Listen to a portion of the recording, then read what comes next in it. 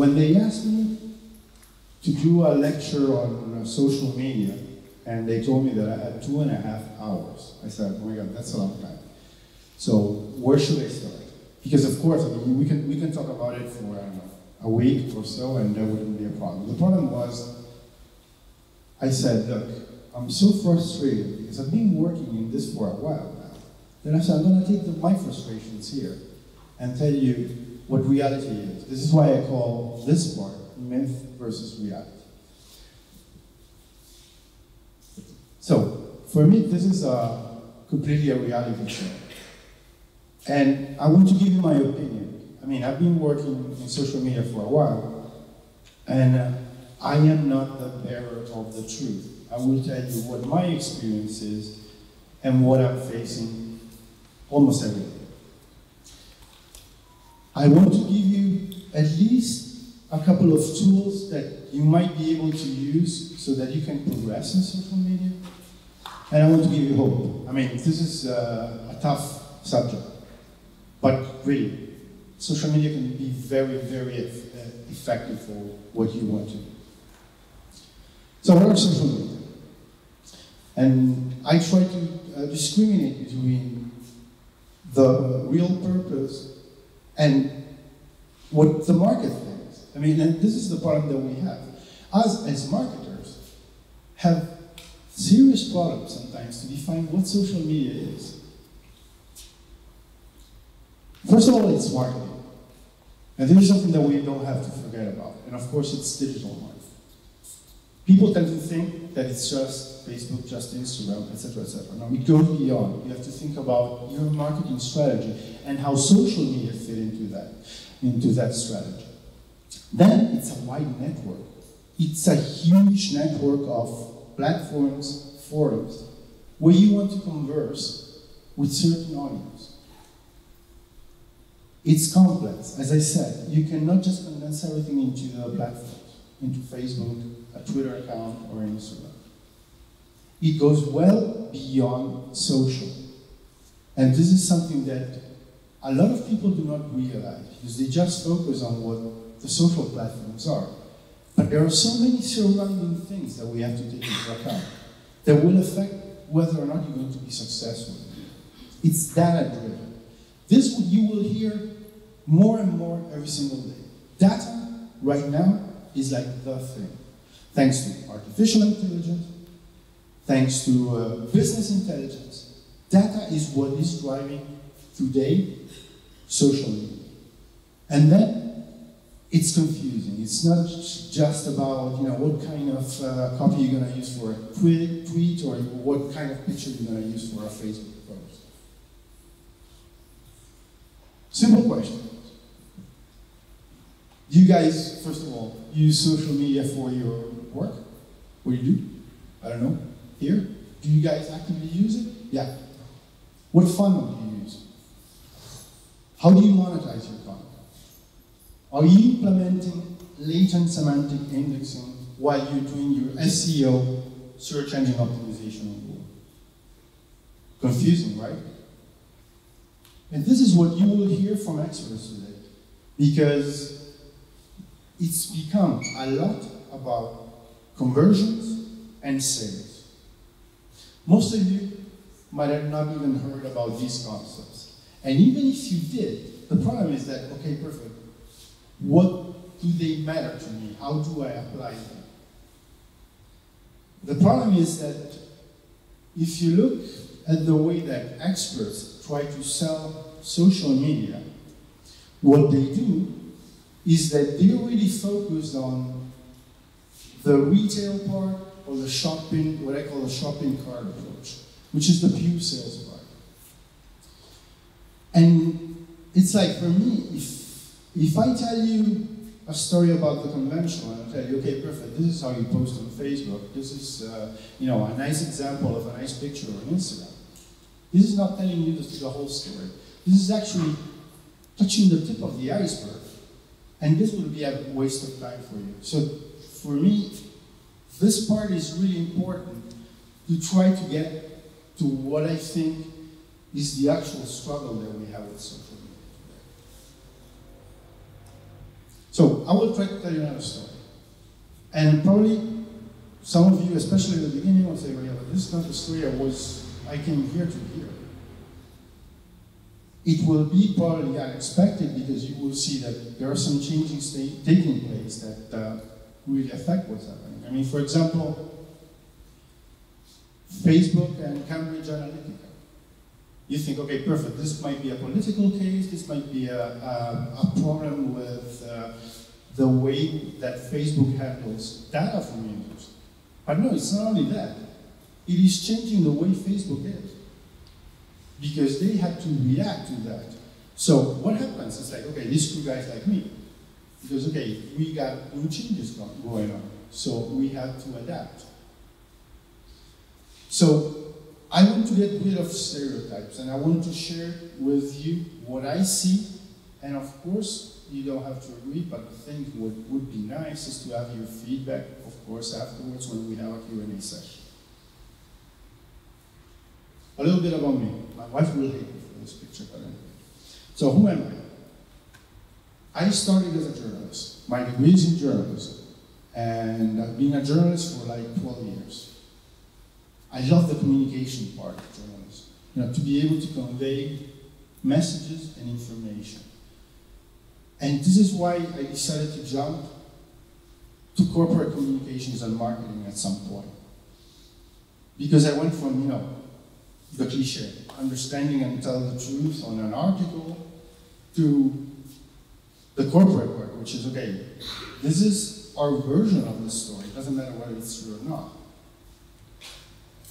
And the thing is that, okay, in marketing, okay, it's truth, lies, half and half.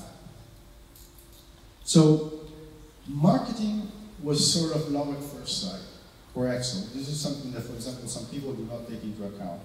I live buried in excellence because I have to analyze results, I have to analyze if we reach certain goals or not. But the thing is that I wanted to really understand, and I'm still trying because it's not easy, how to sell products or how to convey corporate messaging without lying to my target audience. And this is fine because most of the time we say, okay, perfect, you want to sell a product, you tell, okay, this product is good for this, for that, for that. The problem is that, okay, that part you can be true about, but the problem comes, and with social media we saw this happen when something goes wrong. To give you an example, some 10 years ago, Toyota had a small issue with one of their models in the US. Slight problem. Some of those cars did not break. So it was a little bit of an issue. People started storming Toyota about this problem. And what happened is that the company denied that that problem was happening. So their Twitter account was stormed by complaints saying, guys, this is about our life, our security, our safety. Well, until they admitted that there was a problem with the braking system of that model in the US, they lost in that quarter 30% of their revenue in 3 months. So the shift with social media is pretty big because it's immediate. And this is why, for me, social media has made the challenge even tougher. I sometimes say, for marketers, it obliges us to work. Some 10, 20 years ago, you had a budget, you had your campaigns, you had your deliverables, etc., etc. Oh, okay, yeah, we still got money for this quarter. Let's put an ad wherever. With social media, it's constant. It's an evolving strategy. And this makes things really, really complicated. Oh, by the way, one thing, I have to apologize because this morning I found out that my hard drive did not work, and because I didn't put everything into the cloud. So I'm working with the PDF version of my PowerPoint. So this is why you see this wall bar on one side, and then I had to reconstruct the second part. So it will be a little bit different in terms of design. So I want to apologize for that. And by the way, Don't worry, you don't have to take pictures or whatever, because I will share with you both presentations, so everything will be available to you. So back to social media. Talked about too much. So what's the definition of social media? For me, it's any media that allows a bi-directional conversation. We always have to remember this between the users, so writers, and readers. If that bi-directional conversation cannot happen, that is not social media. It's social. The same word explains it. Media becomes social when the thin line between the content creator and the consumer starts blurring. If you think about it, for example, if you have a blog, if you have a profile on Facebook or whatever, the reader may become your writer and you can become their reader. This is really important. It's not bi-directional, it's not social media. It's not social. So, and I will give you some example. Facebook. Facebook is definitely part of the social media. Why? Because it's a social network. Users interact with each other. They share thoughts, they share opinions, now they can even share emotions, etc. And anybody in their community can interact with that content. So this, for me, is clearly part of social media. A blog, for me as well, is part of social media. Why? Because it's something that anybody can do, so auto-publish on a topic that they think they're good at, and where anybody should be able to comment and then share it. So for example, I love when somebody tells me, yeah, I created a blog, but I don't know how to comment. I went, why don't you do a website? Don't call it a blog. It's like a blog, the main characteristic of it is that you are able to converse, to have a direct communication with your readership. And actually that's a lot of value to that. Funny thing, the blogs that get comments, the blogs that get shared are much more effective on other platforms, like for example Google. They start to become better ranked on the Google search page, on the result page, because they show that they have a certain authority on a topic. So this is really important. What about a website? Well, for me, at least as I understand it, a corporate website is not part of social media. We've been trying to socialize websites for the last, I don't know, 5-6 years. We put social timelines on it, we've done everything, but really, it's not within its functionality. So there's very little interaction going on there, and it's being used, especially, and it's evolving that way, in a very different way. Aggregators, and this is fun because it's like, aggregators are for me like Amazon, I don't know, TripAdvisor, Trivago, Spotify, Reddit, Quora. They are part of social media. Why? Because they aggregate certain content in a way that users can consume that content. It might be music, like for example on Spotify, etc., etc. They are able to share it, they are able to recommend, they are able to interchange information within each other. And these aggregators, they actually add more useful functionalities to what most social platforms, social networks do. They allow, for example, recommendations, ratings, etc., etc. Actually, that's the race there. So your content usually tries to race against competitors based on the number of recommendations and good ratings. And they allow people to aggregate their own content. So you can actually aggregate your own content. I mean, the most typical example would be a case like Reddit or Quora, where you can actually add your questions, you can actually add some specific opinion on a topic.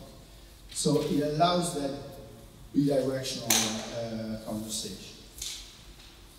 Amazon. Yes, Amazon, for me, can be considered a social network. Why? Because it's a marketplace converted into a social network. They aggregate products. They allow sharing your opinion regarding those products. They even affiliate with other networks. Maybe the only thing you can do is probably sell it. But however, that is not true anymore. Because, for example, there's a lot of self-publishing, for example, for books. There's a lot of self-publishing going on Amazon. And by the way, Amazon, there are now companies, specialized agencies, that are specialized exclusively on marketing on Amazon. Because, for example, for retailers, it's really important. I mean, the e-commerce part is really important. What about Google? Can we consider a search engine as part of this cloud? Well, no, because their functionality is not really to immediately respond so that you can actually communicate with other users. Their functionality is to be able for you to search for a content, search for anything you might need, and will give you a certain series of results based on the query that you have. And of course, they've been adding a lot of functionalities. I mean, I think if you check the search, the result page from Google today, it doesn't have anything to deal with what you could see, like, for example, 4 or 5 years ago. It's changed completely. And actually, later we're going to talk about it, and we're going to understand why this is affecting also the way that we do social media. So their goal really is not to create a conversation. It's for you to search for something, get an answer, and be able to be redirected to where the source of that information is coming from.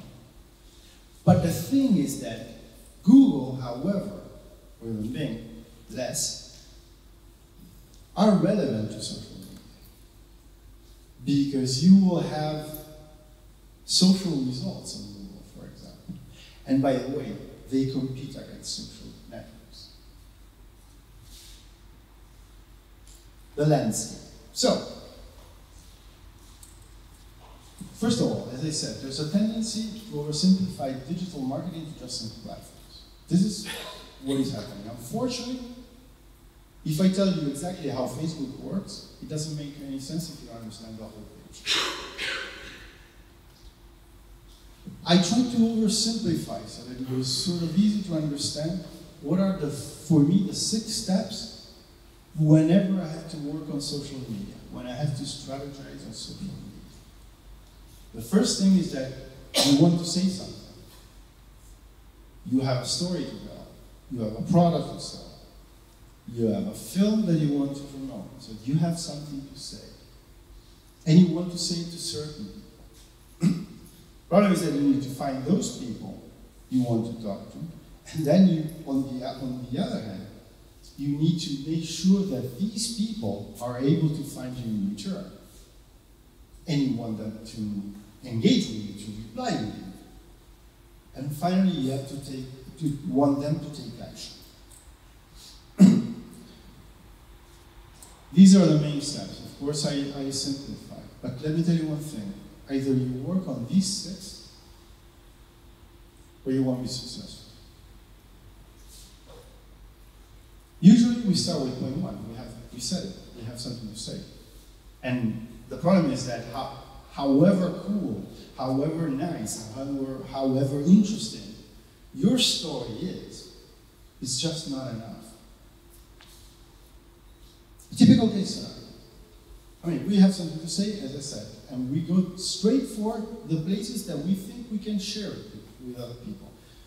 So, for example, let's say we open a Facebook page, and we start to invite our own friends to like it, so that we start to see some activity.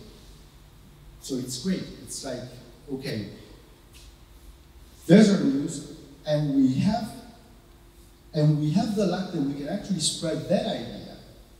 And I mean, if you heard about it, people will say, yeah, social media are great to make content viral, which is wonderful.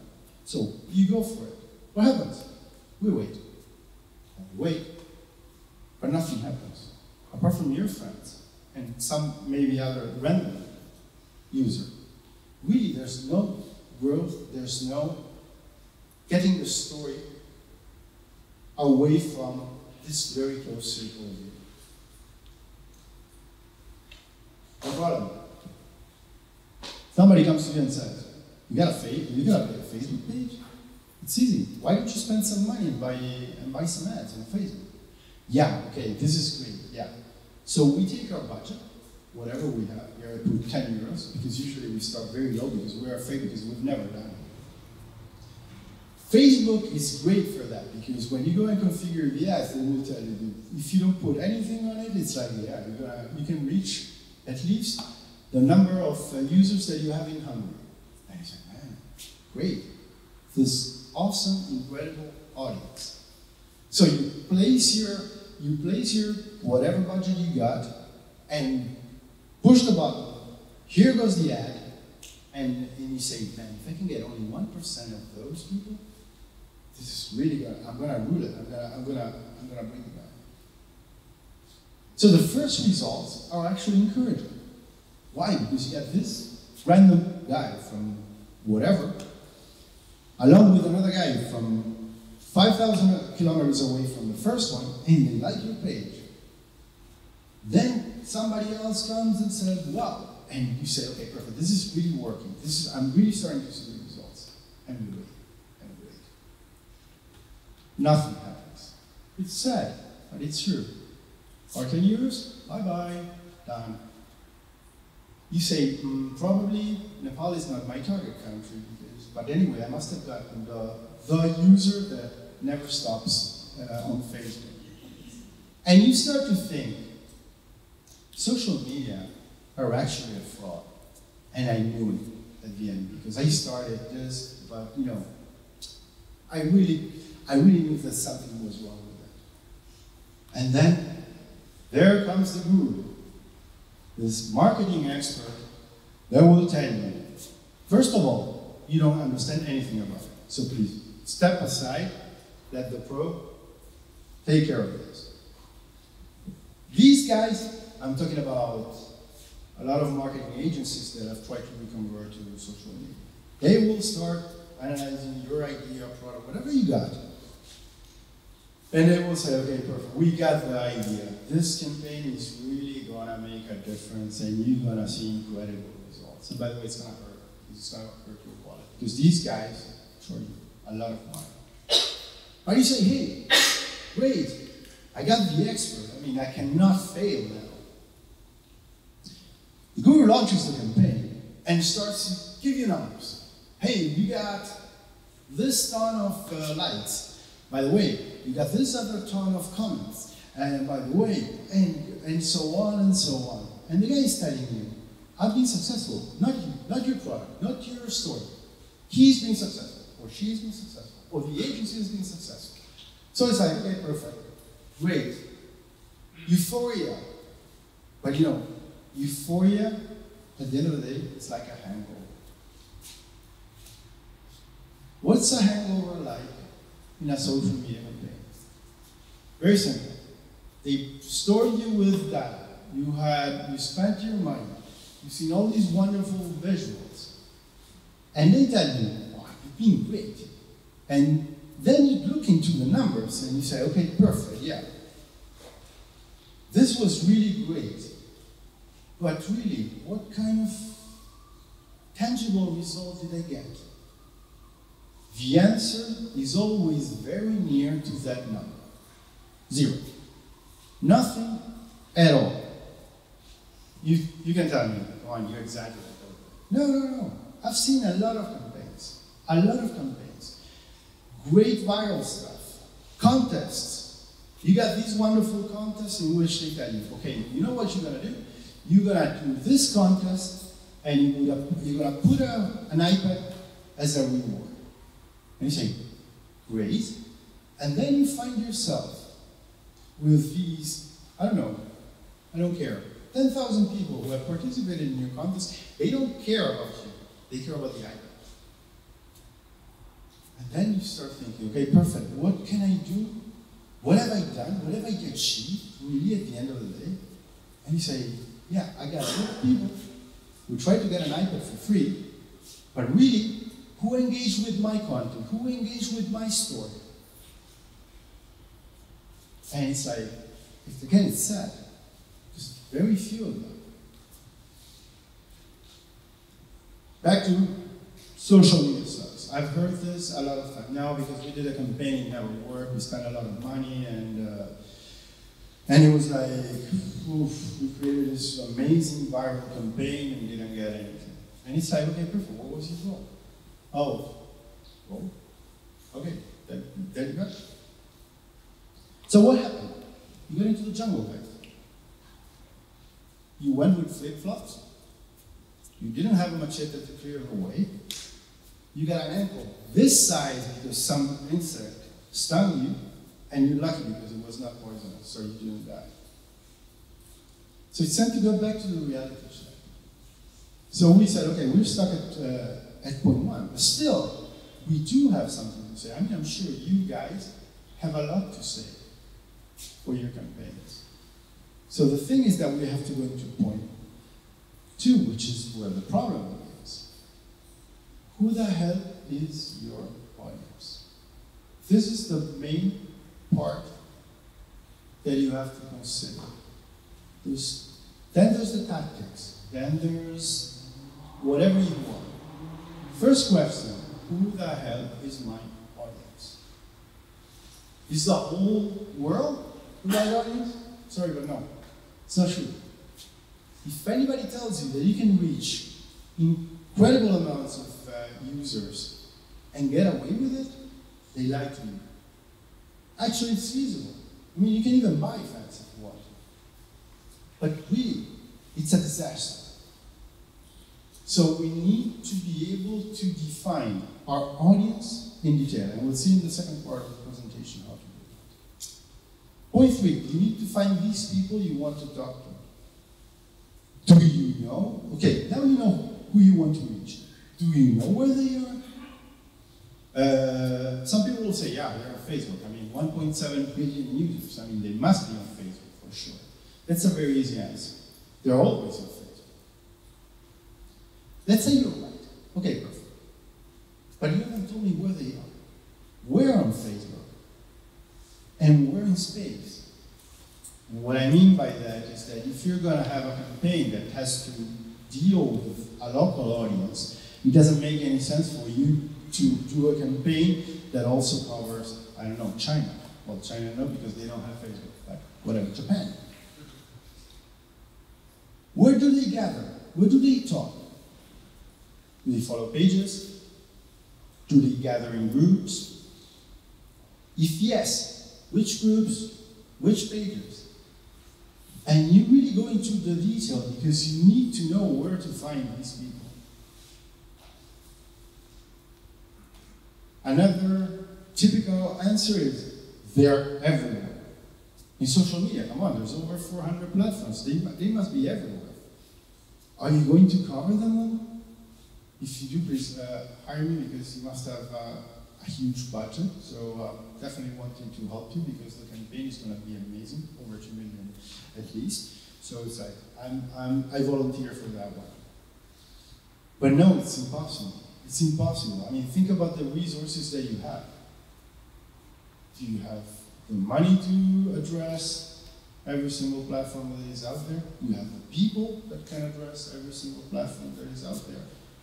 Do you have the money to pay an agency that will take care of, and does the agency have the resources? So we cannot oversimplify. We've got to be very, very specific. So let's say that, okay, we've done our job. We know that where our audience is. But the problem is that it's not enough. Why? Because like you, like me, there's millions out there. Literally, millions out there. The problem is that the online reel today is so full of noise that users are authentically, you are users, stored by all sorts of information. So it's very difficult to hope that just by throwing something out to them, they will, first of all, read it, and then do something with it. How do you actively encourage them to find you? And this has been like this since the very beginning of social media. You need to filter, you need to classify, and categorize your information, making it very easy to spot and drop. By the way, this relates back, even though it's not the only case, to Google. To simplify, the strategy you would use to be highly ranked on Google is still valid for social media. Why? This is why, for example, we started blogs and even aggregators with tags, with categories, etc., etc. Because that allows people to understand, okay, perfect, this is part of music, this is part of this. So you need to be able to help those people to find you. And also, by the way, users are people. So people like you and myself have a natural way to communicate. So we have to help that communication to happen. Okay, I'm the user, I found you. Now what? How easy it is for these users to engage with your story, what you want to do? Is it easy to share? Is it easy to comment? Is it easy for them to add to that information? That's called engagement. Engagement is really important in social media. And finally, where most fail, you have to have goals. The whole purpose of social media, because of its nature, is to convert. This is something that it doesn't have to be exclusively related to sell. You want them to, at the end of the day, to do something that is meaningful to you, meaningful to them. For example, if you're unknown at that very point, because you just start with something, you want them to know that it exists. Okay, perfect. How do I convert? Do I want to take them to my website? Do I want to take them to, I don't know, Kickstarter campaign, etc., etc. You need to have goals, and you have to decide what these goals are. So it's also about interacting with your content, and it's also about creating awareness. And the only way you have to create awareness is if these users can actually interact the way that you establish, and has to make sense to the user, of course, what you want them to do. So in summary, it's tough. It's not that exciting, or it doesn't sound as such. And it's not really easy, let me tell you. And this is just sort of scratching the surface, because there's much more, but at least you have to understand that the most important problem is not really related to the amount of resources. The problem is that you need social media, as of today. This is true. I mean, not just you, but even big companies, everybody needs social media. And this is a shift that has taken place since the mid-2000s, since a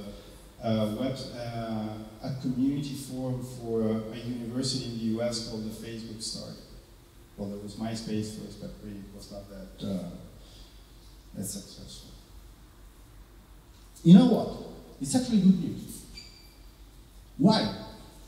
Because today you have a way to reach a target audience in ways that were almost impossible just 10, 15 years ago. Social media have a very good impact on especially smaller entities, and even individual artists, publishers, you name it. It can really work. It can help you reach some of the goals that you have in mind in a way that was actually possible. Just in terms, for example, of budget. So this is, for me, at least it's good. However, you need some input. You don't have to be a guru. For me, the most important part of my job is common sense. Common sense is more important than anything else because it will allow you to take the right decisions. If not, then how would you explain, viral success, spontaneous phenomena in social media and online in general? Spoiler alert, these people have great content to share. Your content, your story is the base of everything. And this is why it's so important to profile the audience you're going to attack.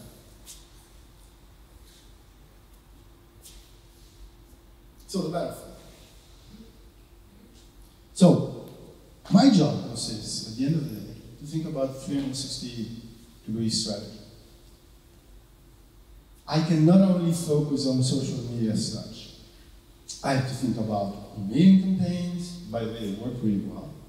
I have to think about paid search, so ads on Google. I have to think about SEO, I have to think about analytics, I have to think about other things.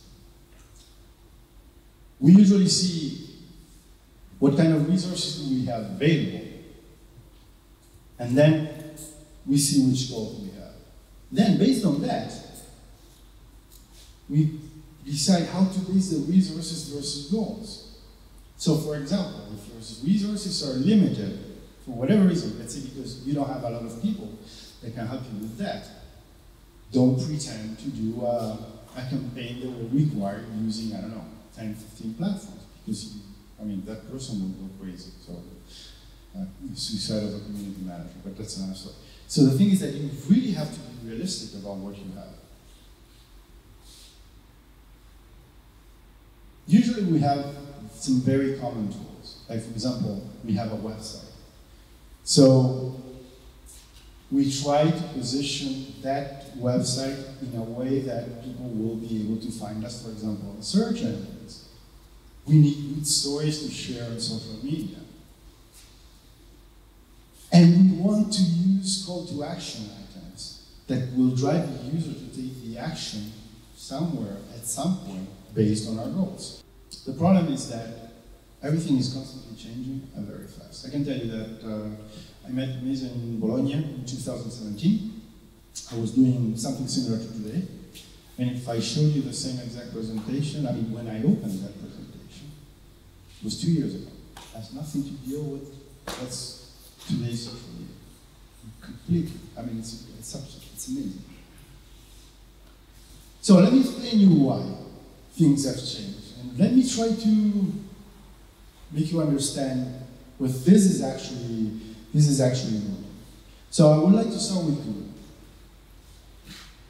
We all know Google.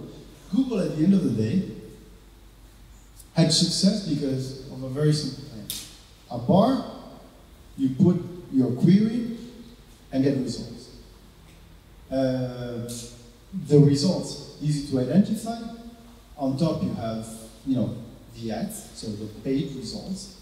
And then below them, on the first page you have 10 of them, what we call organic, not paid. Pretty straightforward.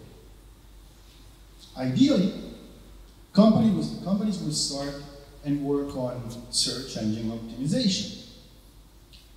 To make it very simple, especially because it's actually how it started, it's detecting keywords or key phrases that associate and fit to your content.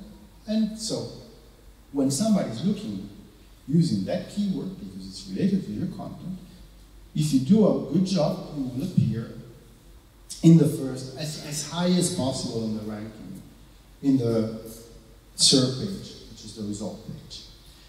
At the beginning, I remember that people would use inside the HTML code of the web pages.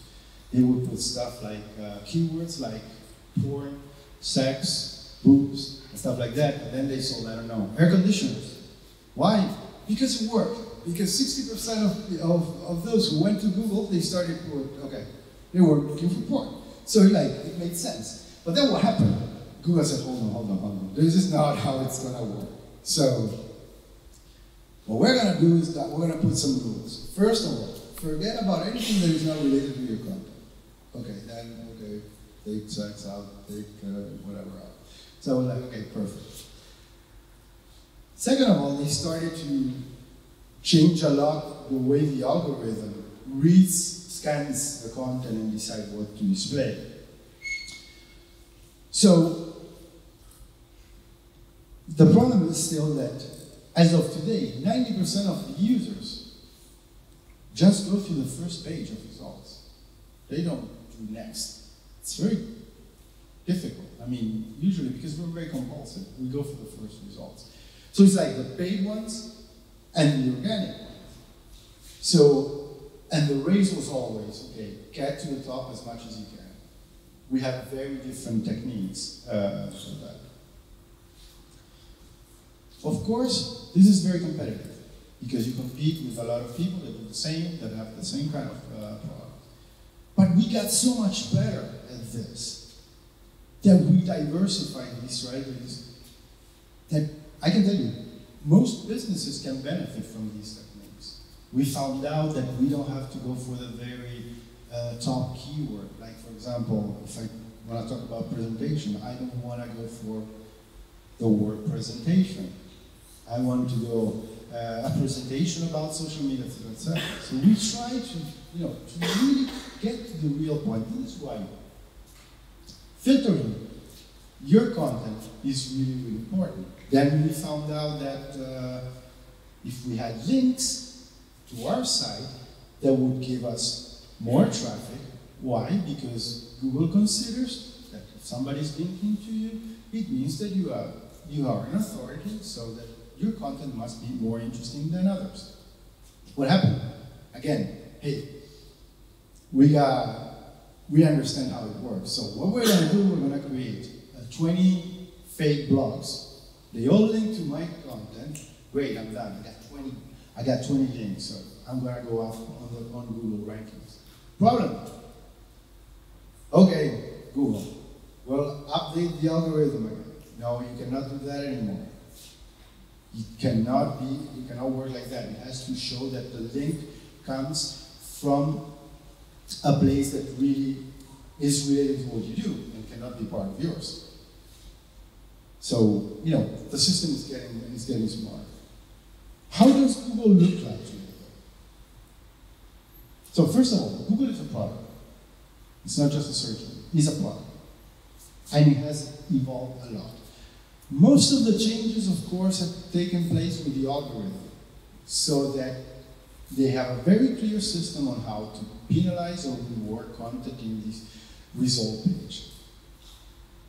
But these only affected the techniques used to rank higher or outrank your competitor in the set. The real changes, though, are occurring on the user experience. And this affects all strategies. You probably even realize what kind of changes have happened in the last 2 to 3 years to Google. I mean, and I imagine most of you use Google every day. So the problem was, at the end, and these changes came up because there was a game change. You know that you can create ads on Google. So online advertising is really the interesting market for Google. And it's a really violent battlefield, I can tell you. Google at the beginning would definitely dominate for years with AdWords, so getting your paid content on the results page, but also in AdSense. So the thing is that if you had a small website, you could connect to Google and have ads related to your content and get money out of it. If somebody clicked, you would get a share. No real competitors. The only ones that were there were the banners. By the way, the crappiest system, advertising system ever. If you guys are running today a banner campaign, a conventional banner campaign, please go, cancel it immediately, because there's no worse type of advertising than that. Really, it doesn't work. By the way, have you heard about ad blockers on search engines? Most of these things are not even seen by the users. And this is something that we tend to forget. What happened? Facebook said, okay guys, we got another platform. So budgets started to shift from this monster that held, probably 80–90% of the market share on the online advertising market. And they started to go to Facebook. Then from Facebook, LinkedIn, then Twitter, then Amazon, etc., etc. Google had to react. How? First, do like Facebook. We have to find a way to oblige people to pay more for, sorry, there's a mistake, it's cost per click, not PPC, it's CPC. How? First of all, very first step, we're going to kill Google+. Let's focus on our core business. Google has been trying for years to have a social network. It started with Orkut at the end of the 90s, beginning of the 2000s, only successful in Brazil. Then they did Buzz, then they did Wave, then they did Google+. When the advertising market changed, it was like, okay, we're going to start killing everything. And they finally killed, last time I think it was, Google+. Second, which is the most important part, we think the way that users see the results. How does Google look like today? First, on top you see the paid results. Whatever is as the ad icon. Then the snippet. The snippet is that square there with some information. Then people also ask. Then the organic results. Then the images. By the way, the images might go up sometimes. So what happened? And I divided what you see when you see the screen on your PC, and what is below. So what you have to scroll until you get to the organic results. It goes boom. So Google is making it even more difficult for people that do a good job in trying to optimize the content to be visible. Why? We want to prioritize on the paid part. This is a huge change. There's, by the way, I recommend it to all of you. There's Social Media Examiner, socialmediaexaminer.com, had a very interesting post. I think it was the 4th of July. These guys do a lot of events, and they're very good, and really it's a nice resource in terms of tactics and strategies for social media. They had this very interesting post that was about the death of organic traffic. Because in theory, if you do a good job and you are in the first 10 organic results, you have more chances to get clicks to, for example, your website.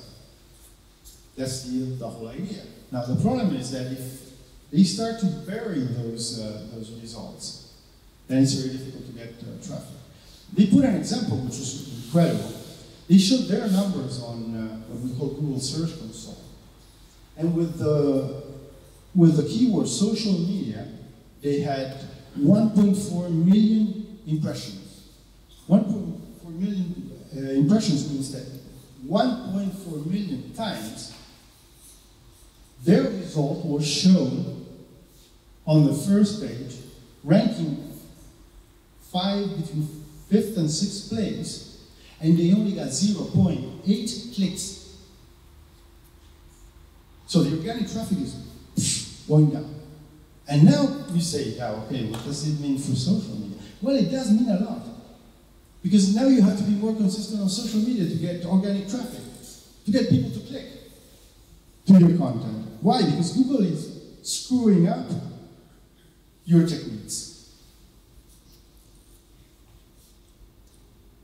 And this has a huge effect. Actually, the guy who wrote the post, he called it the Alexa effect. Have you guys used Alexa from Amazon?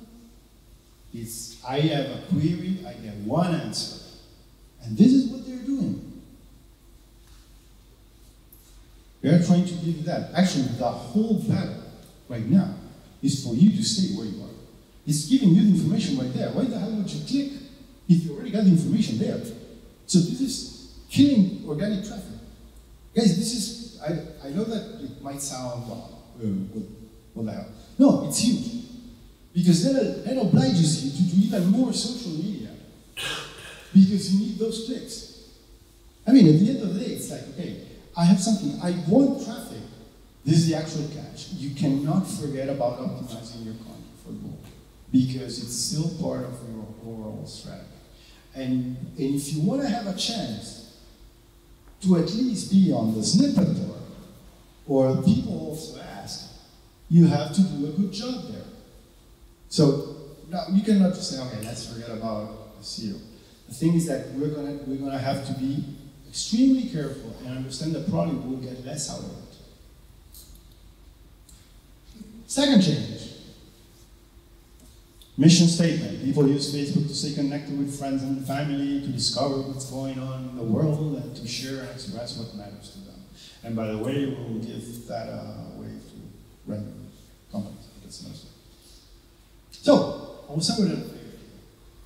Once upon a time, Facebook created a functionality called pages. So companies would create their pages and start sharing content. Users were intrigued and they would like, share, and comment on this content. Life was really beautiful at the time. Actually, I remember very well. And it was like a honeymoon. At that time, companies would, use social media as their new way to reach the market. Users would react to more or less anything you would throw at them. Facebook was a happy place for both companies and users. There was a sentiment of belonging. To what exactly? Nobody really knows. I remember liking company Facebook pages, and then, why did I like this? I don't even know who they really are. And the trap was set. The honeymoon would not last long, because companies got so obsessed with quantity that they started pushing the wrong values in their content. What do I mean by that?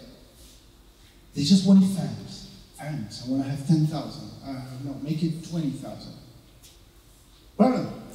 Facebook had a very unpleasant surprise for them.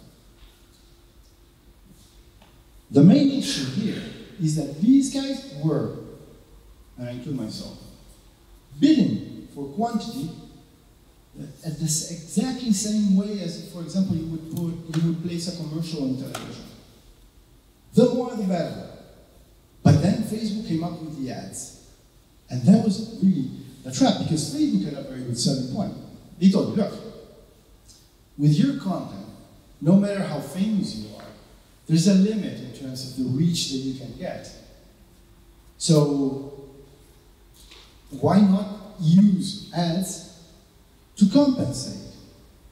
In order to convince you, what they said, okay, we're going to tweak the algorithm, so we're going to penalize the reach that any post that you would not pay for had. So you would get less impressions, so users would see it less, and it's like, okay, and you would get less results. It was, the official reason was, okay guys, we have to do some order here, and we have to defend our users, because you bore them with your content, and to be honest with you, they liked you once and they don't even interact with you anymore. So, if you want to do something, just pay. So new content wouldn't even appear on the user's timelines. By the way, just a question, do you know that on the left side, top left, you got, I don't know in Hungarian how it's called, you got a button that says newsfeed. Well, that's actually where the whole trick starts. Because if you click on it, all of a sudden you see that there are two options. One is, it's like a timeline, and the other one is based on the chronological order. What you have it by default is set that Facebook shows you what they think that is interesting to you. But users never change that, and this is how it works. We were not being naive, I can tell you, we were being stupid, because actually we screwed up for the future. So, the ads, in theory, balance the loss of the organic traffic. But companies didn't really get it. They said, okay, ads, perfect. Then we can buy things. So now instead of just doing it and see what happens, we start buying them. And the mismatch was growing. Why? Because companies didn't think about the most important rule in target audiencing on social media, segmentation. And this was the real game changer in the advertising industry as an overall, not just social media. Social media, online advertising is taking over. Right now, the revenue is higher on online advertising than conventional media because of segmentation.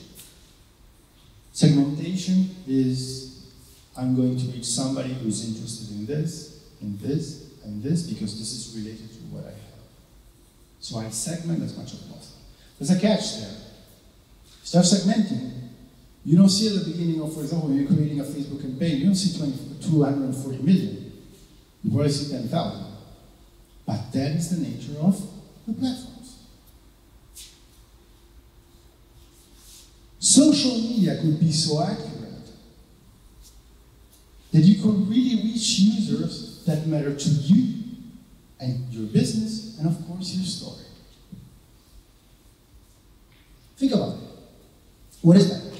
Having 10,000 random fans that don't care at all about what you do, or have 100 engaged that are interested in what you do, interested in your story, that they're willing to take the call to action and get you somewhere. But still, most of the companies, as of today, push for the big numbers, for the quantity. And this had very serious consequences to your strategy. It's incredible today to see big companies, and let me put it into context to where we are. For example, big majors, when they distribute their movies, their blockbusters, I mean, honestly, it's a shame to see the results of some of their ad campaigns. It's like, come on, you spent, I don't know how much money you spend there. I can see anybody can see that it's not working. Still. Social media and digital marketing are only effective if we work on conversions. This is, for me, it's absolutely the game changer today.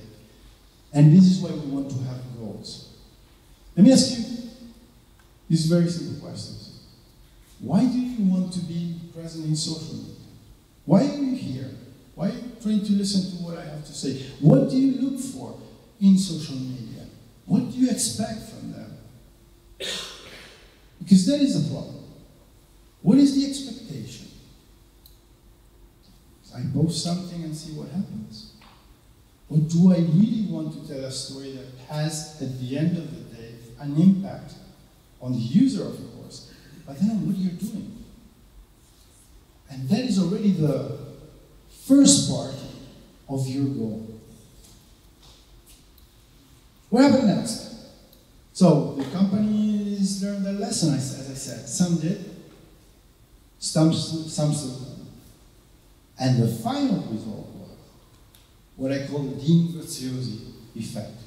I have to say that I'm a little bit unfair to this guy. This guy is an entrepreneur. But for me, it's the example of this is reality. This is what's happening today on social media. This is Facebook. This is what really, really is happening today. This is a huge impact. So what is this? So he's an entrepreneur and uses social media exclusively to convert. To what? To know how to be successful in life. He sells books, trainings, community membership. All to explain to you how can you become rich through it. Honestly, check it out.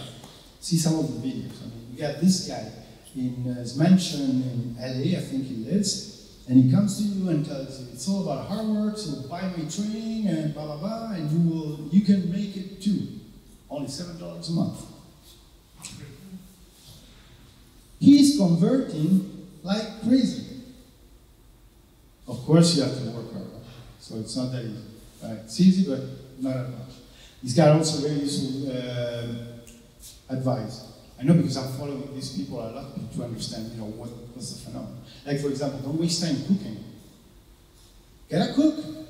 You have to focus on business. You have to do something that gives you profit. But he's not alone in this environment. So, what's the description? Everything is strategically planned to obtain conversion.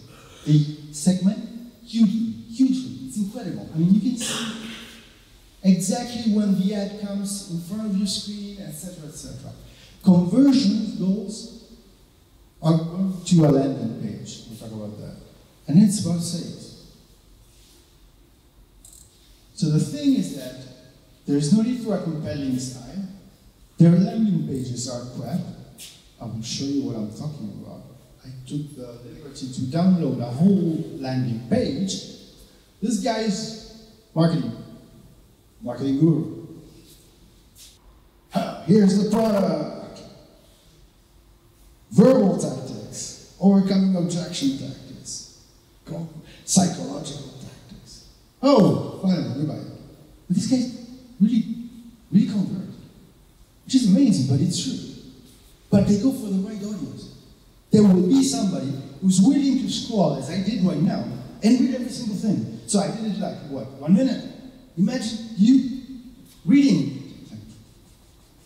20 minutes later, oh, okay, now I can buy it, because it could be completely bought me in. So, are they really such a crap? Well, morally, aesthetically, yes. However, they work on copyright. They're really clever at what they do. They know who they are going to talk to. So the level of the conversation is made exactly for the people they are going for. They have actually affected the way that copywriting on ads is working today. They're really efficient, and they convert like crazy. They really spend well their money. What happens with this effect? Well, first of all, the gurus, the ones that told you, hey, we're going to do this amazing campaign, no goals whatsoever. They're teaching them a lesson. These guys have goals, clear goals. The goals can be very different, but you need to plan based on them. And it's also, apart from that, creating a debate, long form or short form copywriting for the ads. And I can tell you that now, I don't know what you get on your timeline. You see more and more of these ads, which are very long in text.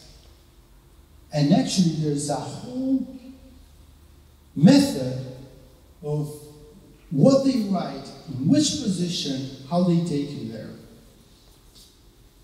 And it's very well thought for the people who are going to buy those products. However, for me, this is not really about text, pictures, videos. It's not even about the different platforms. The truth for me is that anything that you do has to start, for me, with the essential element. And the rest will come as a consequence, because it will be easier for you to use it. You have to have a good story. So you really have to focus on the way you're going to tell that story, because that is the most important part of all. What is our aim? Our aim is to work and to create strategies in which we want to create awareness, so we want people to know that we exist, reputation, so it's good to talk to us, and conversions, in what we call the digital marketing domain. How do we do it? Well, let's think of it this way. Conversions would be incredible if 100% of the people we address at the end would be our clients, our viewers, etc., etc. It doesn't work that way. We have an initial target. We know that some of them will interact with us, and then if everything goes well, a part of it, a percentage of it, will give us something in return. This is the call to action part that I was talking about. Where do we do it? I was talking about the different platforms that are available this year. This map is being updated every single year. It's a lot. And let me tell you again, it's impossible to be on all these places. There was a trend at the beginning to be in as many as possible, but then people realized this was actually impossible. And also because you were diffuminating the effort, so you were not really getting to what you wanted to do. How do we do it? Again, we create awareness, so we create our profiles, and use the platforms. We work on engagement, so we want our users to interact with us. We use user-generated content, which is something that sometimes is not that exploited, because we want them to participate. We have to personalize. It's like, I'm talking to you, so I'm addressing what you are interested in. And then, of course, the return on investment, as it's called, the ROI part, is transforming awareness into goals. About segmentation and markets, we just mentioned some. There was this document, the Clue Train Manifesto. Actually, that document was published in 1999, if I'm not wrong. And these weirdos, tech nerds, said something that, oh my God, it made sense. No social networks, no blogs, whatever. We're saying, hey guys, the internet is creating a new way, a new paradigm. And markets, and they were talking to companies, saying markets are conversations today.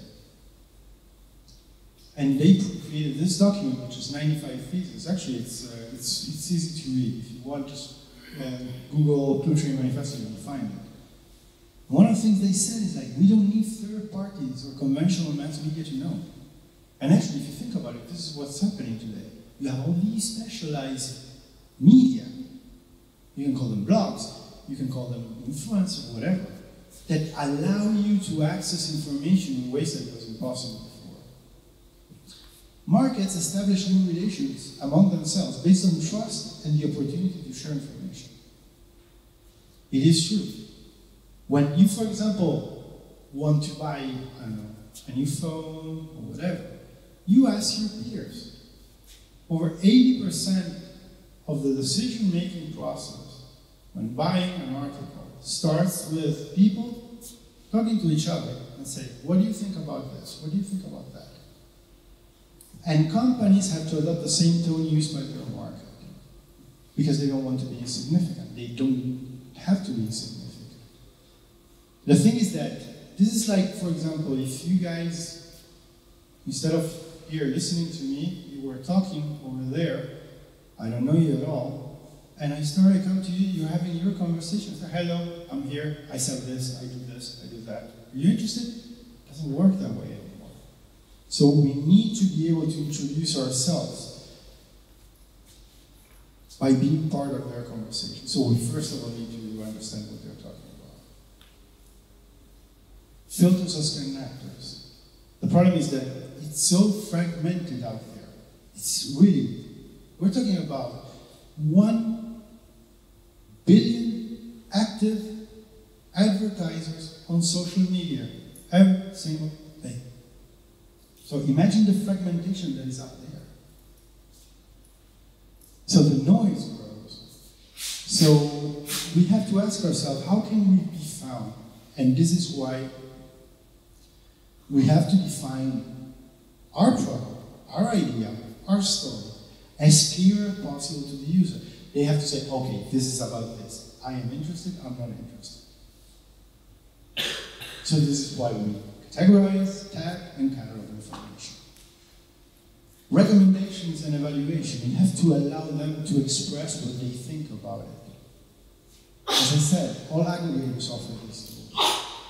It is our duty, working in social media, to allow and foment the propagation of that information. Because if not, it's not going to work. Just as simple as that. You can post, okay, I got my latest post on my blog, push it on Facebook, done, nothing else. It's not going to work. There's so much behind it in order for it to work that it has to, then it becomes interesting. The economy of segmentation. This is what I was talking about before. We're living in the economy of relevance. This is what digital marketing or social media has achieved. You're important and as consequence visible if your community is interested in you. This is why we have Google, Facebook with their algorithms. The problem is that sometimes we start thinking that, okay, perfect, this is what I have and this is what I'm going to show you. No.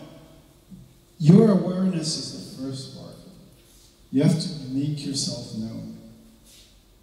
And we have to choose wisely where are we going to be. Because again, we need to be able, by the way, to use our assets. Like for example, there's something that people forget. I've seen very good campaigns that were not synchronized, for example, with PR. I mean, you're doing your job to get interviews, to get articles out, it can be in blogs, it can be in conventional media, etc., etc. Synchronize that. You have all these media available. You need to make sure that it's synchronized. Facebook is the economy of engagement.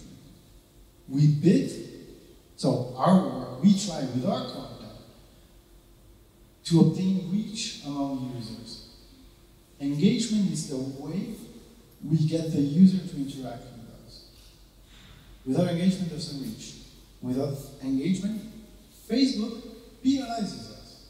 Why? Because even though they like our page, they like the, I don't know, a post or a picture at some point. If they stop, we will not appear to those users anymore. We are completely forgotten in their timeline. Just to explain you a little bit what reach is, this is, again, very simple example. You post something out of your fans, two of them like it or comment or whatever. This will be seen on the timeline of somebody else, and then it goes on, it spreads. This is how it works. As soon as the chain starts fading on the first level, you're not visible anymore. You're gone. It allows us to give relevance to our site, blog. And now it's about enriched content. So this is how we try to get traffic from the audience that we want to our website or blog. Instagram, the economy, I call it the economy of lifestyle. Multimedia content, segmentation by content areas, and sales here are indirect. For example, there's one thing that you cannot do, you cannot link. If you think about it, you have to pay to link. But if you post a picture or a video, you cannot link. The thing is that you're engaging them with your name, with your brand. We have to think about all these things, because at the end of the day, it's what's going to make us either successful or not. Vertical networks. LinkedIn is the classical key. It's about context and networking. LinkedIn is very individualized. It's very one-to-one. Specialized networks are the economy of affinity. For example, you might have a network that is specialized on films. There are some out there. So it's like you work on affinity. And there's cooperation, etc., etc. We bid to be influential. We talk to influencers, I guess you've heard about this, in order to somehow expand our message and take advantage, leverage that influence. Why? Because let's say that, for example, we get a retweet from somebody who's an authority in the field that we're trying to reach. In theory, we will see the benefits. We will see more traffic to our website, we will see more followers on our account, etc., etc. We bid for awareness, we convert traffic, and sometimes we even convert into ads. So we get, if our blog is successful enough, we get advertising through the different platforms. Google is the platform. There's very little less really effective in that sense. So we even make money. And then one thing, guys, forget about desktop. Whatever you do, mobile. More than 50%, and actually this number is wrong, we're talking about over 60-70% in some cases, is mobile. When do you check your stuff? Where do you check it? And imagine younger generations. Some young people here, so you have to think about the mobile experience, because it will be easier to adapt the experience from mobile to desktop than not the other way around. Because the future is on the devices. Instagram, immediacy. WhatsApp, Snapchat, person to person. Actually, they have a huge problem at Snapchat. They open to ads. Engineers don't like it. Actually, it was funny because there was a moment in which people were saying, yeah, but Facebook is not getting new users, new young users, new teenagers. And it was like, yes, because they don't like to see the ads. They don't like to be part of something. They want to talk one-to-one to very specific people. Then all of a sudden, Snapchat said, okay, yeah, well, we got our money. And then they opened to ads. It was like, ooh. And actually Snapchat is sort of going down. And then it's databases. Advertising. Very simple example. You download an app on the App Store or on Google Play, and then all of a sudden on your Gmail account you start receiving ads and promotions about X. Or you start seeing it in Facebook.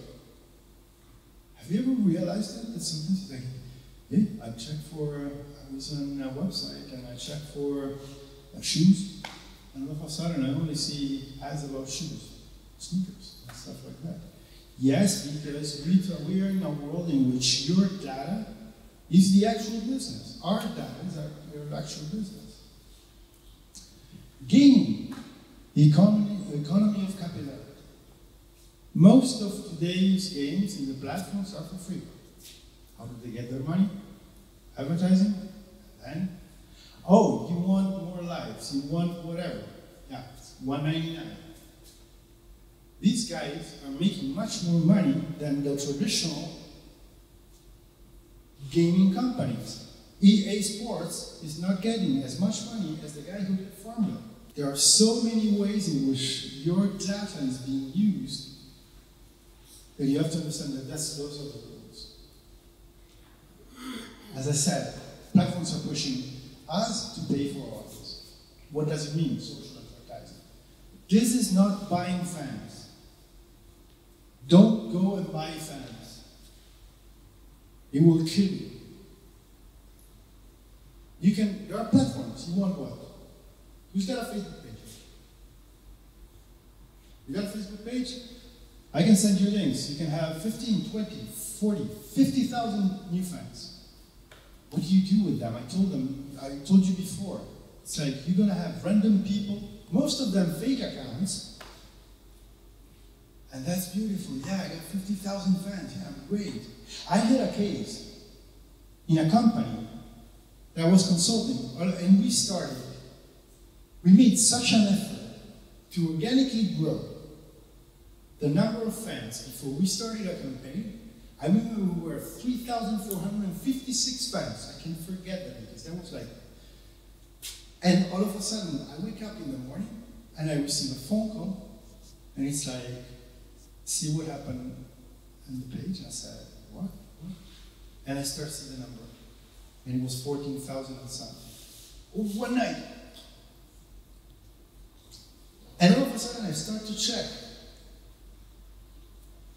the feed of the posts, of the comments from users to that page calling them, you bought audience, etc., etc., etc. And that was true. Somebody had the idea because they had a friend in China, and they have a nice platform. And we went from 3,456 to 14,000 whatever. People are not stupid. And then what do you do with that? So you're completely screwed. So don't buy fans. Don't. Even if you want to do a social media campaign where you want to get fans, so you want to create awareness, do not just randomly put, okay, I want to have 10,000 or whatever. Be very specific. This is why we do segmentation. Online advertising, again, is great conversation. I'm going to repeat conversion, sorry, until the end of this, because for me it's like we invest to reach measurable goals. The banners, forget them. Forget them. Do you got a problem?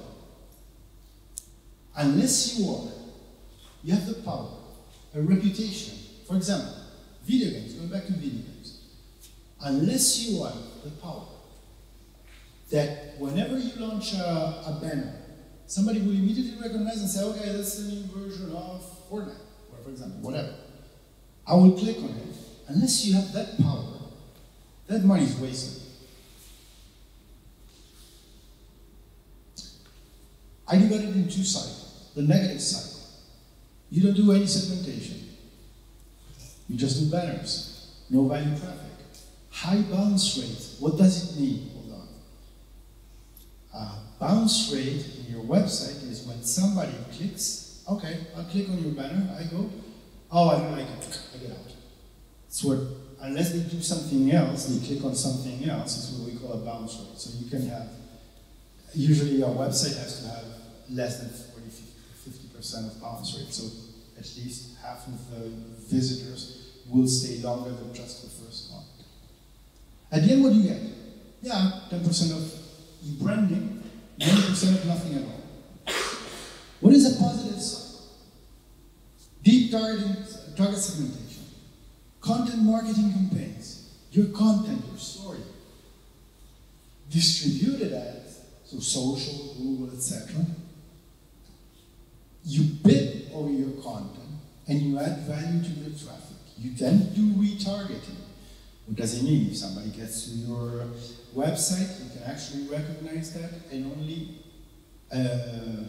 retarget them with a very specific ad. So what do you get? Good e-branding, good return on investment. Of course, we can use ads to create a critical mass. I mean, the problem we all have is that, okay, we open our profiles, we have 0 fans, we have 0 people.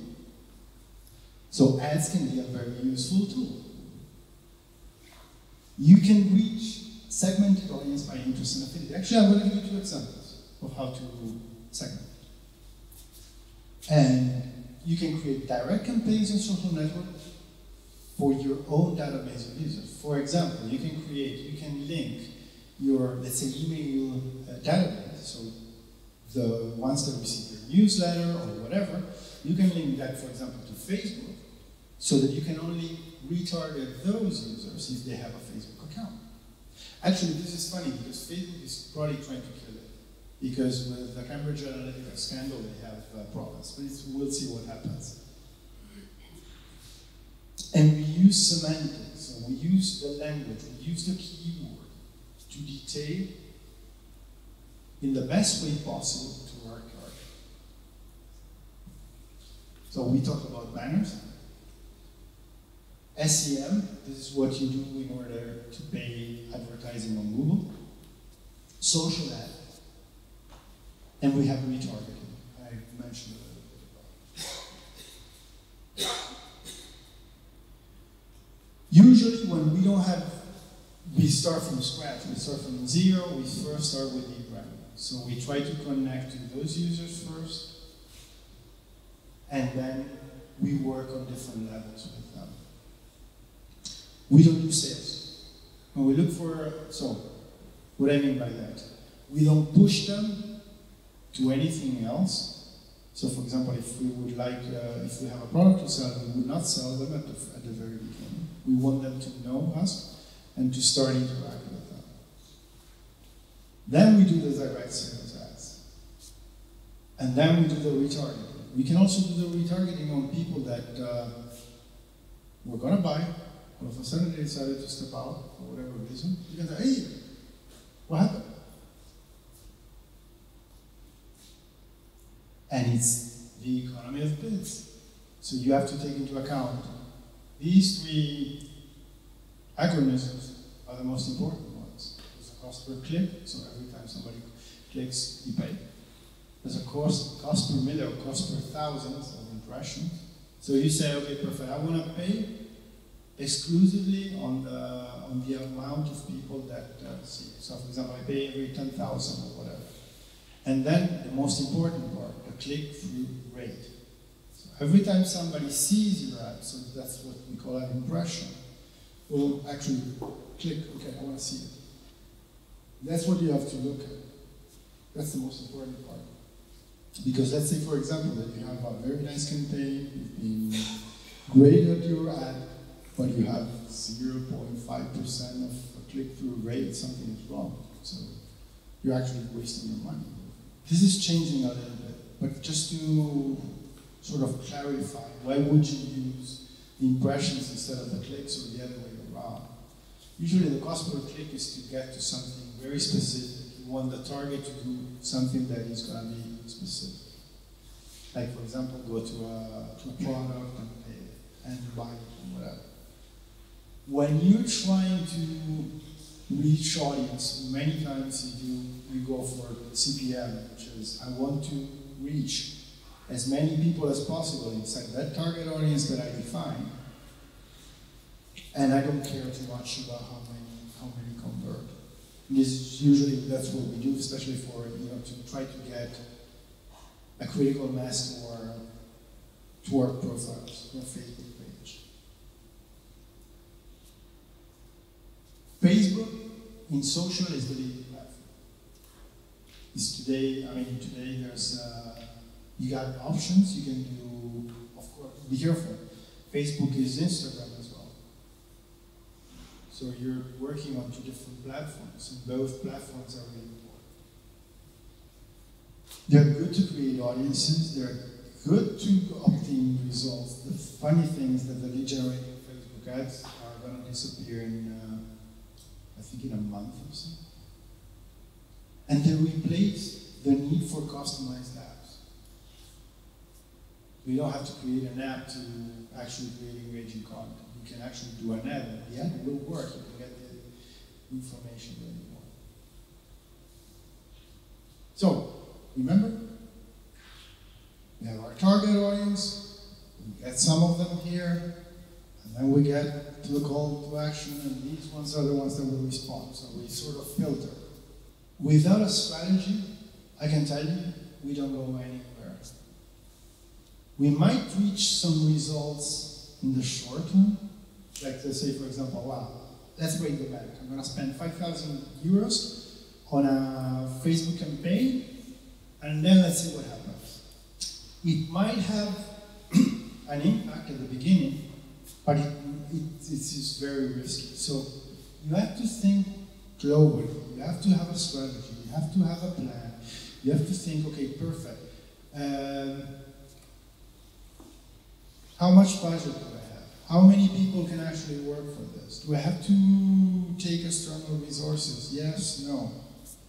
And then goals. At the end of the day, you want to achieve something. There are two different contexts. One is the global strategy, and we need a detailed plan. And whom are we going to talk to? And this is the part that we're going to talk. Almost.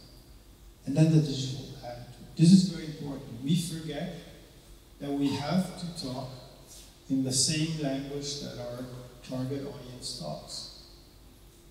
And this is funny because I see companies that, okay, because social media is about young people. Let me use slang words and let me use, it's like, no.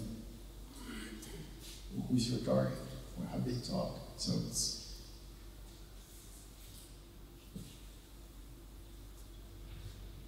honestly, a good social media plan, a good strategic social media plan gathers a lot of stuff. It takes a while to create it. But again, we will try to at least sort out which are the main points. All of them are, in theory, extremely important. And by the way, it's not because you wrote a plan, it's done. No. You never finish completing it. Why? Because you're evaluating on the fly what is happening, what is working, what is not. So you have to be ready to modify, because some things will work, some things won't. Again, platforms, again, strategies change, and change really fast. I remember launching campaigns, and the day after, a lot of money from a client. And the day after, Facebook, changing the algorithm. It's like, oh my God, let's see what happened here. Okay, they changed the ads module. It's like, oh my God, I created a campaign yesterday, and I have these options now, they don't exist anymore. It is true, this happens. So you have to be ready and flexible enough to change on the fly. And then there are two areas, the e-branding part and the ROI part. E-branding, self-explanatory. It's your brand in the online environment. It takes into consideration social media activities, your website, and also the conversation about the brand, external to the brand. Let's say, for example, that you're being successful. Because you do a campaign, it's pretty nice, and it's really starting to work. You need to be sure that you know who's talking about it and where. Because they might, yes, talk to you directly, or not. If you have a film, for example, if you have a documentary, for example, people might be talking about it, not to you directly, because probably they even don't know you. You have to monitor and see what is going on. Okay, what do they think? Actually, it's very useful. And this is something that, for example, companies still struggle to understand, that criticism from users is so freaking useful. It's like doing a market research. Instead of spending 50, 100, 200,000 euros, you have it there, but you have to monitor it. And then again, why the hell would you be on social media if you don't want to have a conversation with something? So the external part is actually what we call, some time ago, a community manager has to do. People think, oh, no, it's like, go crazy. Okay, today I post this. No, it's not. That is important. The important part is the listening part. This is where you actually interact with people in real time, because these are people, these are not numbers. Do you consider yourselves numbers when you're exchanging whatever on social media? You're people. And we have to think that we're talking to people, and we're talking to people on a one-to-one basis. Okay, sometimes it's not really one-to-one, but sometimes it can be. So without branding, there's no ROI because nobody knows it. But if branding does not turn into goals, then it's not really useful. Really, 2019, careful with viral marketing. That would allow me to say it this way. The biggest bullshit in social media, viral marketing. I was like, yeah, but you know, the guy from Gangnam Style, oh yeah, he made it. It was broke all the records. That was a viral campaign. Wait. Sorry, again, bullshit. The recording company, the first time, spent over $1 million, failed, and then relaunched, and I think they spent like double. These viral campaigns that you see all of a sudden, it's like, they don't happen by any chance.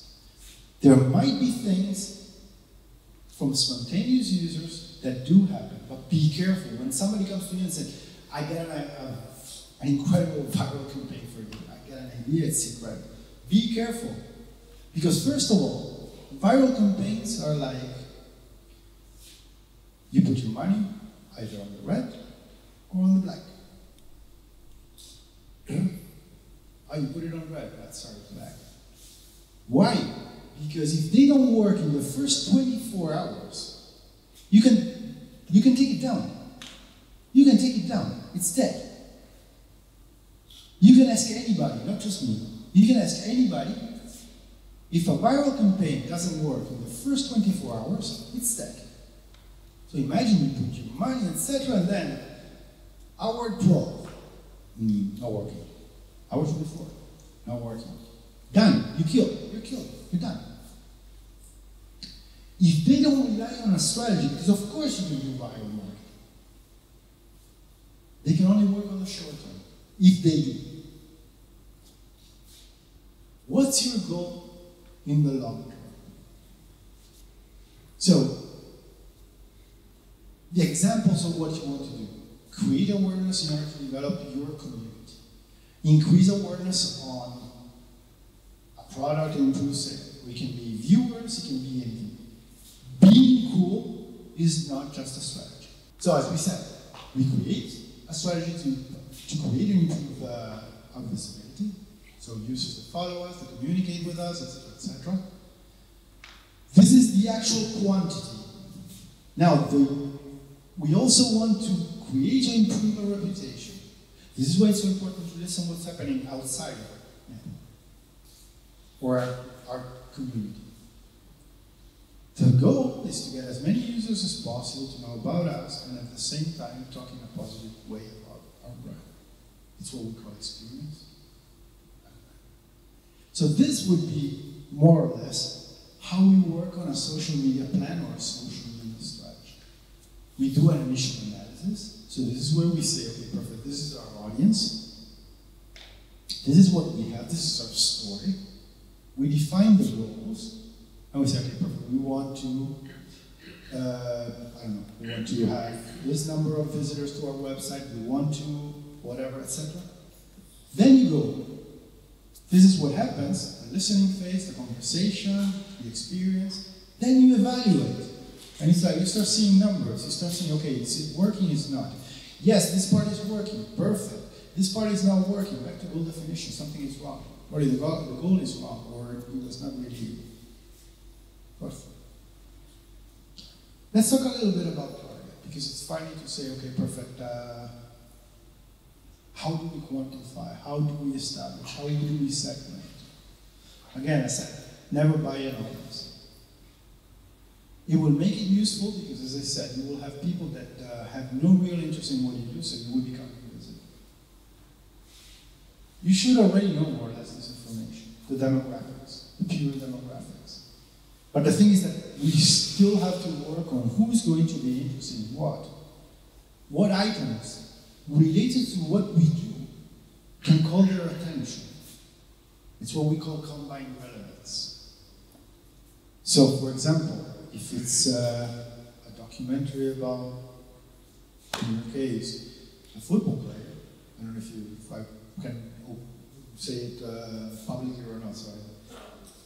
But it's like, you can approach it by the player himself, you can approach it by the clubs he played, you can approach it by the story side, etc., etc. You got a lot of references that you can use, and you can say, okay, we have these points. Who's interested in this? Who's interested in football? Who's interested in the club you play? Who's interested, etc., etc. And you start creating a series of affinities that will already start helping you in defining who's your target. As I said, then we go and find where they are and where do they keep active. So we segment and we quantify. And we have to compare our global target with the online target. So example, as I said, films, travel, language, sport, films, documentaries. Social media is really helpful, and actually can help you a lot. And examples, for example, for the platforms. A more adult audience, possibly Facebook, Twitter, Instagram, traditional media, specialized blogs. The traditional media part is still important. If, for example, you're addressing an audience that is not on social media, what the hell are you going to do? It's pointless. Or at least the presence is not as big, so it doesn't require as many efforts. Teenagers, possibly Instagram, Snapchat. Female audience with specific interests in lifestyle, fashion, etc. Possibly on Pinterest. This is not, I'm not inventing it. These are the statistics. So clear it out. So think and start approaching it in a way, okay, perfect. What kind of people frequent certain places? Another help that we get is those who visit our website. Because, for example, as I said, we can actually connect our website to Facebook so that we can actually create similar audiences to the people that visit us inside Facebook if they have a Facebook account. Facebook, it's a very specific type of audience that Facebook allows you to create. And so based on the interest of the people that, for example, have visited your site and have been there, have seen your content, it will give you potential users that share the same kind of interest. So it's like, man, we got the tools. And this is by adding a simple pixel in our website. It's what's called the Facebook pixel. And it gives you a lot of information. And we can do that with the email subscribers list. And we can decide who to target and what. So, right now, we segment by interests. We segment by platforms. We create a list of key concepts to work. So, the keywords, the categorizing part that I was talking about. This data is key to determine the actual dimension of the target. I will give you an example. These statistics are taken, I took them 2-3 days ago. Documentary on penguins in Antarctica. In Hungary, age range 18 no maximum. This is from Facebook. These are Facebook users. I put some keywords. This is just an example. You can be as precise as you want. It actually takes a while to actually profile a target. But just for you to understand. Related audience on Facebook, just in Hungary. 1,010,000 people.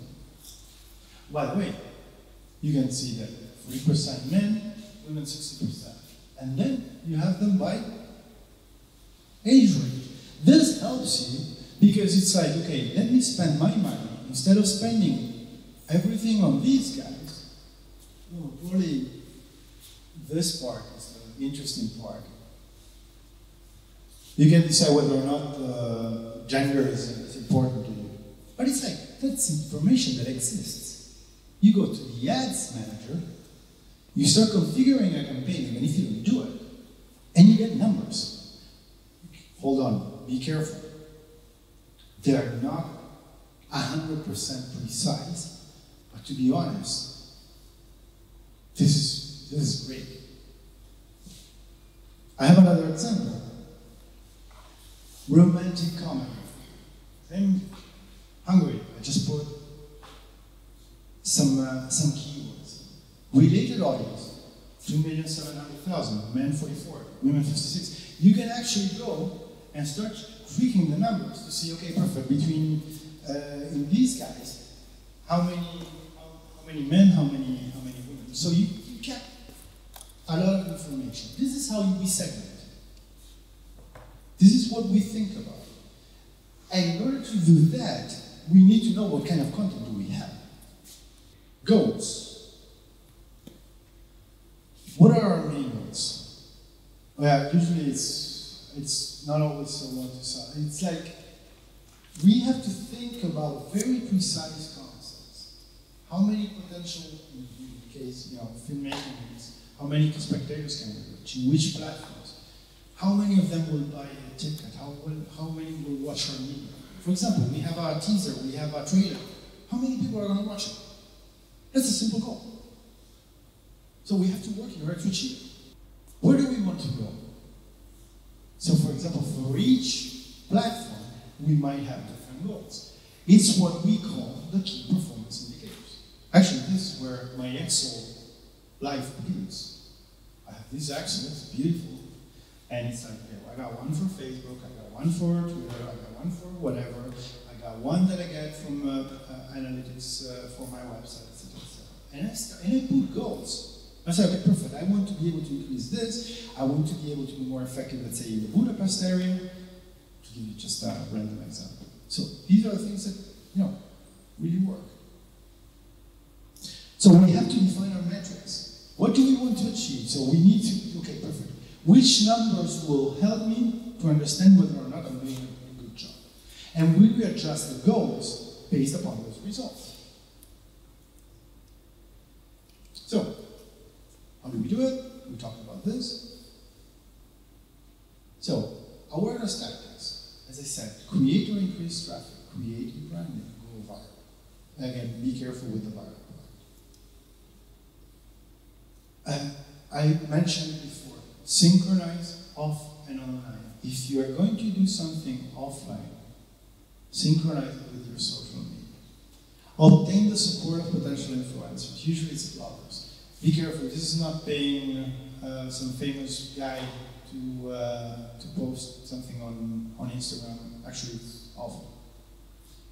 You have to create keyword plans based on your segmentation. So, okay, for example, if you have a blog, you say, hey, in this post, I'm going to talk about this issue. This turns into a concept. That concept becomes a key phrase, and that is what you are trying to use in order to optimize your content. Allow users to share about everything you do. This is an example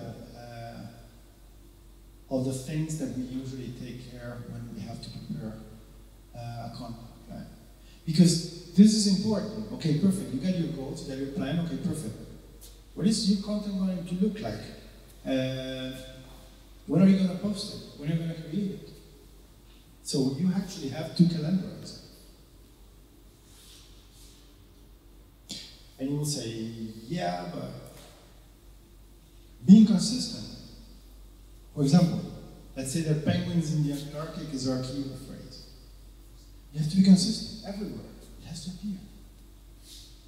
With links to your site, etc., etc. So the thing is that you have to be very consistent.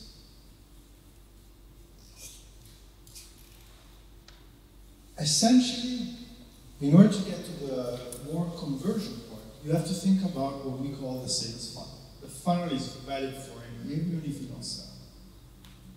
This is how it works. This is a very simple funnel. People at the beginning don't know you. It's like you work on awareness. You will have specific content for people that don't know you. So you're not going to be pushy. You're just giving them the first part of information. So, okay, like this. Information. The second part will be, okay, I know you. I would like to have some more information about it. So you will write content that will give them more information. Analysis. Would you like more information? Would you like to receive more often information? This is, for example, very important for having people subscribing to newsletter. Those people should be in the analysis. Purchase. I'm going to say it. Okay, perfect. What about if you go to see the film? Experience. And that's the other part that everybody forgets. It's like, okay, I made it. People bought my product. Forget about that. Oh, no. Experience. What, did you like it? Because that will help you viralize. And loyalty. Would you like more? So you actually have to think about, okay, what am I going to write to people that don't know me? What am I going to write about to people that, okay, they know me, but they would like more information about it? Etc., etc., etc. And you have to use different language because they're in a very different part of the funnel. You can ask them to participate. They can create their own videos. You're going to do an event. Let them share pictures of them doing that event, for example. These are very basic. It's what we call crowdsourcing. You can even ask them to create promotional material for you. And of course, reward them. Be careful with the contests. So, on one hand, it satisfies their need, and then it provokes the viral part. So it's really important. Resources. What do we need? A community manager, creative agency, lots of content, money. Well, to be serious, what do we need? We need to be realistic. This is very important. How many people can actually work on your social media? What should their profile be? Again, I love it. It's like, no, I talked to Clay, no, I got my nephew. Ah, he's great, he's always posting stuff. Yeah, but it's not, he doesn't know what he's doing. Okay, he's great at talking to his friends. How much time do we have? One problem that we have is that we lack time. We don't have time to post. And we're always freaking out. It's like, oh, the frequency, I have to post today, I forgot, I don't have time. We have to think about this beforehand. If we cannot post every day, we don't. Because there are two types of conversations, spontaneous and planned. And what I mean about planned is that you know which milestones are going to happen at some point in time. So for example, if it's a film, you will have a premiere. You will have a trailer coming up. You will have interviews. You will have stuff. That part you know already. Plan it. And by planning, it means that whatever you can, you already create it. And you program it so that it will appear when it's due. And that frees your time completely. Why? Because you can dedicate your time to people who are reacting to that content.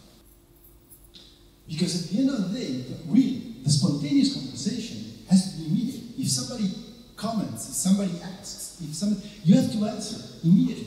And by the way, today it's even easier because you got even tools, they call bots, that do that for you.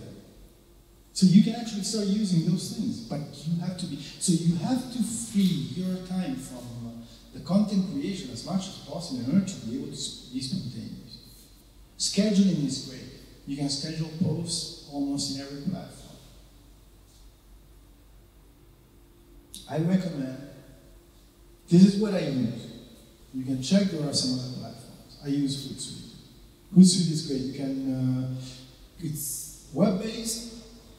You have like columns. You can connect it to your Facebook account, to your Facebook page, even to your personal profile. You can connect it to your Twitter account. You can connect it to Instagram, blah, blah, blah, blah, blah, etc. And you can have everything at a glance without even getting into those platforms. And it's easy and it allows you to program. So you can actually introduce the post and say, okay, I want it, like you can do on Facebook, of course. You can put, okay, perfect, I want this to be out tomorrow at 3:30, for example. And you can actually do bulk programming if you have the pro version. Pro version, I'm talking about like 10 euros a month. And it's like, it's to users. So it's very easy and intuitive. Problem. Facebook doesn't like anything that is external. So you can see the results. The same post, we've done a lot of tests with that.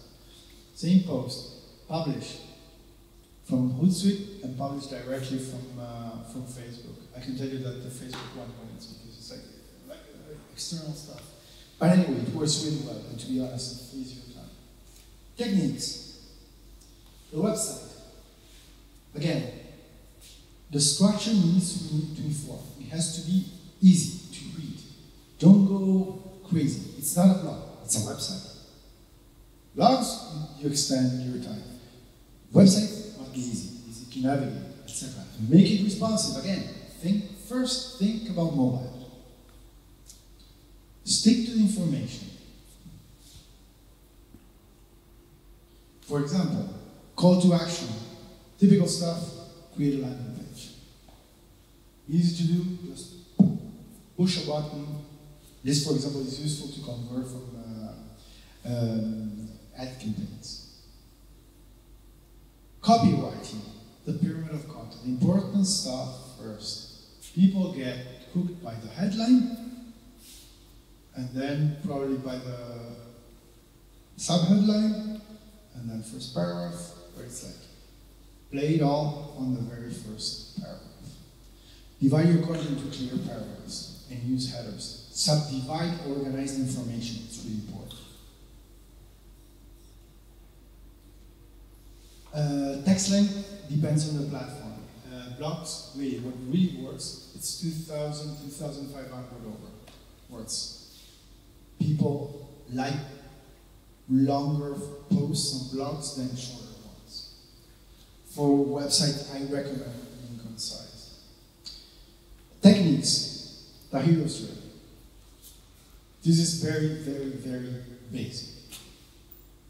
It's divided into the ordeal, the challenge, and the pursuit. Come on, most of you are storytellers.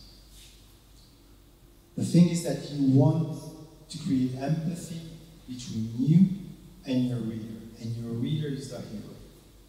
So of course we have a natural tendency to decide to, okay, it's all about my film, it's all about my product, etc. No. What does it mean to your reader? How can you create that connection? So think about what can be beneficial for them, and then go on. And really, the hero here is the reader.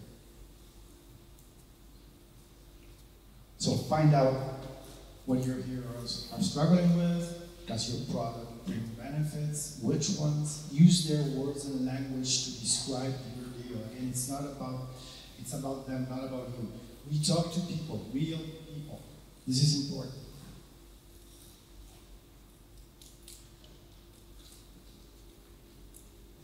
How do you know how to express, how they express themselves? Well, look, go to groups, go to, and start seeing conversations. I use, for example, a lot, I use Amazon. Depending on the topic, I go and look for books that are related to that topic, and I start looking at the reviews. And you cannot imagine how much information I can find. Like people, yeah, I always wanted to be able to do whatever, but it's always a struggle for this or that. Oh my God, this is really interesting because there is a problem. And actually, the product that I'm selling for my client or whatever has, so you start working on that. You start really getting, you have to understand them. You have to create what we call personas. Facebook, the length is tricky. By the way, pictures should not include too much text. There's a rule, actually it's not a rule anymore, but it's a recommendation that there shouldn't be more than 20% of text inside a Facebook picture, especially in a picture that you're going to post on Facebook, especially if you use it for ads. I can tell you that now it's permitted, but it will be penalized. So don't put too much text in it. If you link to a post from a blog or site, you can take it out. Once you get the preview of your post, remove it from the field where you can actually put the text. Make it nice.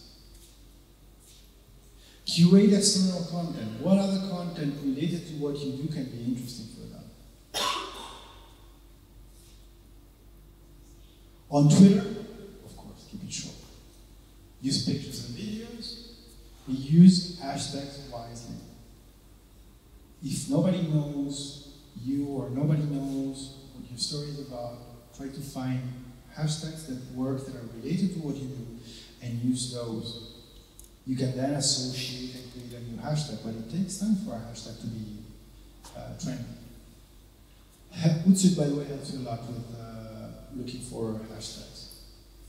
Twitter is great for link building, and especially to get traffic to your site. On Instagram, remember that you cannot link back, I told you. Just provoke out of the content and think before you post. Not all videos and pictures apply. Only special content. It's for special stuff. Do not ask for likes. It's awful. It's like this thing, if you think that this is better than that, then put a like. If you think that the other one is better, put, I don't know, wow, whatever. Don't do it. And Facebook penalizes it. Metrics. Metrics are the main guide, as I said, to understand. So, where we're going. The least important metric is how many followers and friends you obtain. And really, it takes time to build that audience. It's not something that you do in one day. If your audience is seriously interested in what you do, it will be easier, to get some response. Just to give you a brief glance of how metrics look like, for example, Google Analytics for your website. The most important numbers are how many users, unique users, how much time do they spend on your site, and the bounce rate. It means that 80.18% means that 8 out of 10 visitors get to that site and don't go ahead reading anything. So that's very high. Be careful because blogs usually have a higher bounce rate than websites. So this is also important. You have even statistics in real time. There you see how many people are on your site in real time. How many users, where are they coming from, etc. And then think about, this is very important. Where do you get your links from? Where do you get your references from? And you can see the social part is also very interesting because you want to know, okay, how much traffic can I drive from Facebook, from Twitter, etc. Thank you very much. I know that it's been a lot of information, and I really thank you